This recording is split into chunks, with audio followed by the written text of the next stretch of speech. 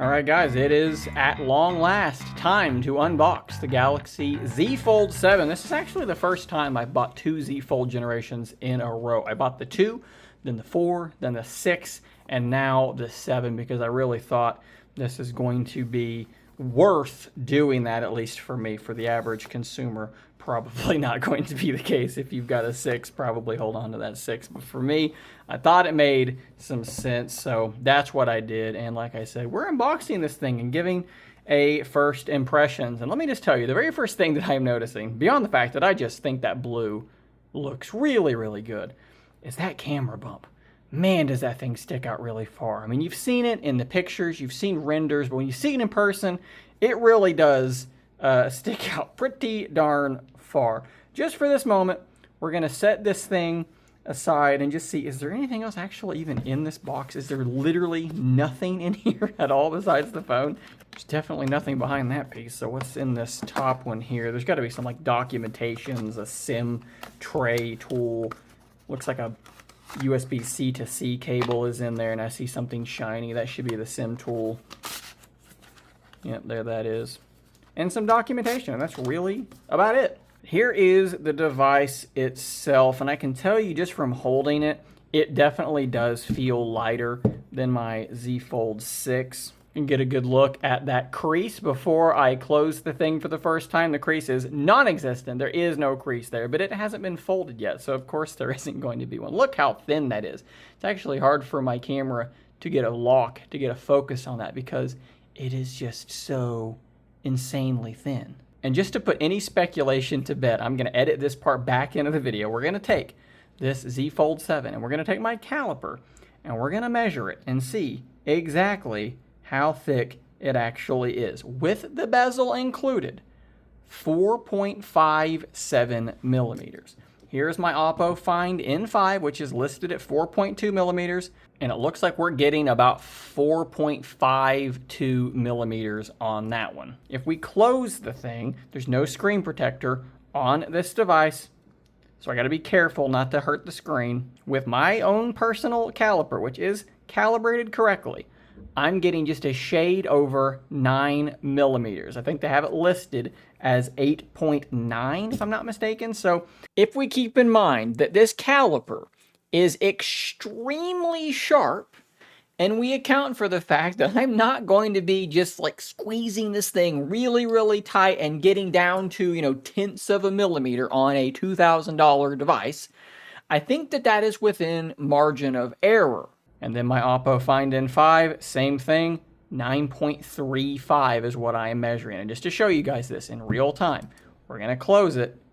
That is 0, and that is completely closed. So those are my measurements. Let's take a closer look at those bezels. Does it look like that bezel has shrunk? I don't think it has. We heard rumors that it was like half the size. I don't think that's true at all. But it definitely is true that this device is fairly significantly wider. If you line these things up, you have quite a bit of additional space on the side when this thing's open. Much, much, much closer to what we had with something like the Oppo Find N5. The Find N5 is still slightly wider, but it's a lot closer. While we're going through this device transfer, I'll try to kind of set the Z Fold 6 and the Fold 7 next to each other so that you can see not just the difference in the thickness, but the difference in the protrusion of that camera bump. It is fairly dramatic. And I guess we can go ahead and do the very first fold of this device's life. Looks like doing that killed my connection, so I got to do this backup restore thing through the cloud now. Oh well. You can see also here how much wider, taller, larger that cover display is versus the Z Fold 6. It's not some like massive, huge difference like I kind of told you guys in the earlier videos, but it is at least something substantial enough, I think, for me.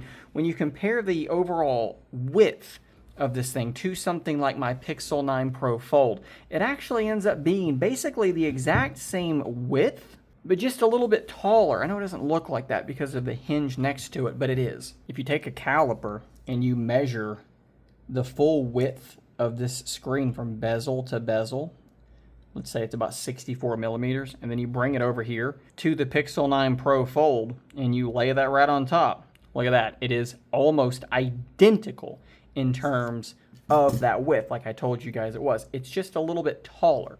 So when you look at it, you'll see the aspect ratio is a bit more narrow than some of the other phones, but it's not really like physically all that narrow. It's just the aspect ratio that might be throwing things off.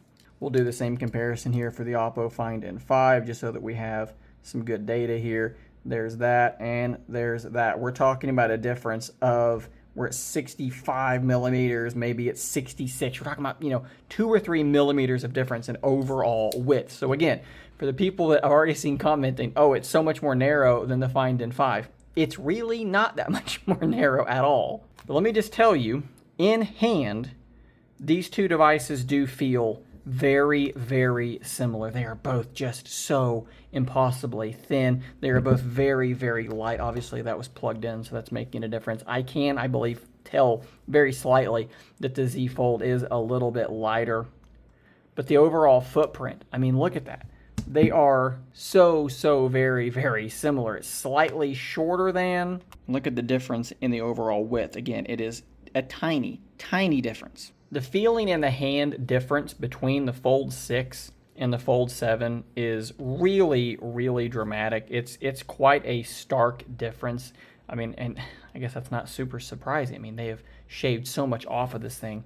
It's not even funny. It kind of actually reminds me, while I was daily driving this phone, occasionally I would pick up my Find N5 or my Pixel 9 Pro Fold, and I would be immediately kind of, surprised at how much thinner and sort of wider it felt. And this is a very similar feeling with the Fold 7. I will say that opening it up, it is genuinely quite difficult to open this thing up. The hinge right now does feel very, very stiff.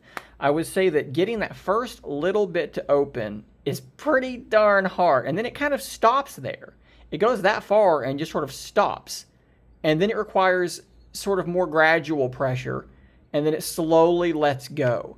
It sort of decreases in resistance. So lots of resistance to a little pop, and then a lot of resistance again, and then it slowly tapers off. But of course, that kind of resistance means it's going to stay in just about whatever posture you want it to be in, really pretty far down. So you can see about there, it's going to go ahead and flop the rest of the way open. Now that I've opened and closed it several times, there's that crease already beginning to kind of show its face, but that is not nearly what we are used to with something like the Fold 6, which definitely looks to be fairly significantly deeper. Now, look, we're going to have to use this thing for a while for that to really sort of set in and become what it's going to be. But for now, it definitely appears to be reduced compared to the Fold 6. I've been seeing a lot of comments about there being a gap in some of these devices at the top.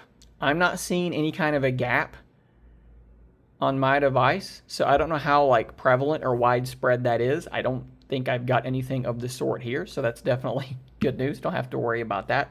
I would say if you do have a gap, you should probably just exercise your warranty. Let Samsung know, and they'll probably just swap the thing out for you without too much trouble. All right, so I took some time between filming that last bit and this part you're seeing now, and I kind of set the device up, got my screen protector put on it, put one of the handful of cases that I've had delivered on it as well, and I've got some very, very early sort of first impressions and thoughts.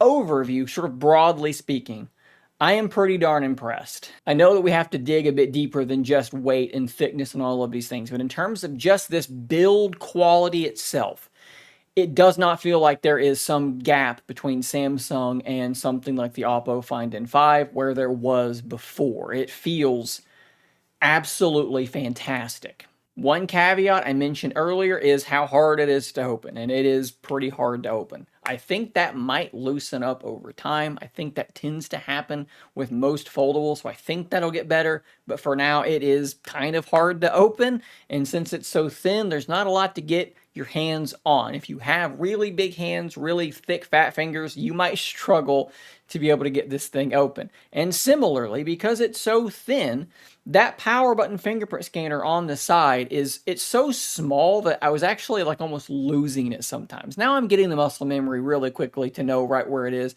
where I'm not searching for it. But that, for a little while, I was kind of struggling to find it because it is really, really small. I think one place that I was pleasantly surprised, though, is with the speaker performance. You know, I railed pretty hard against Oppo for downgrading their speakers, really, I think, beyond the point where I would want them to be to get thinner. That did not happen here. Now, don't get me wrong, these speakers aren't amazing. They are worse than the Fold 6, unequivocally, but they're better than the Find N5. I would say it sits pretty firmly right in between the two. I've obviously not had time to take like a ton of photos, but I did take a couple of shots, and the first thing I wanted to see was how it handled that motion blur, the shutter speed. That's been the Achilles heel for Samsung phones for a lot of time, and this is obviously outdoors, so the lighting is good, but I think you can see here tossing a ball in the air, that is like pretty tack sharp in focus. You can see Rose waiting for that ball to come down. I think that looks pretty good. And one thing that I'm also noticing, at least in these first handful of shots, things don't seem quite as saturated as they have in the past. With my Fold 6, I feel like this shot would have just looked greener and more oversaturated. This looks fairly natural. In this portrait shot, you can maybe say that things look a little bit more saturated, but again,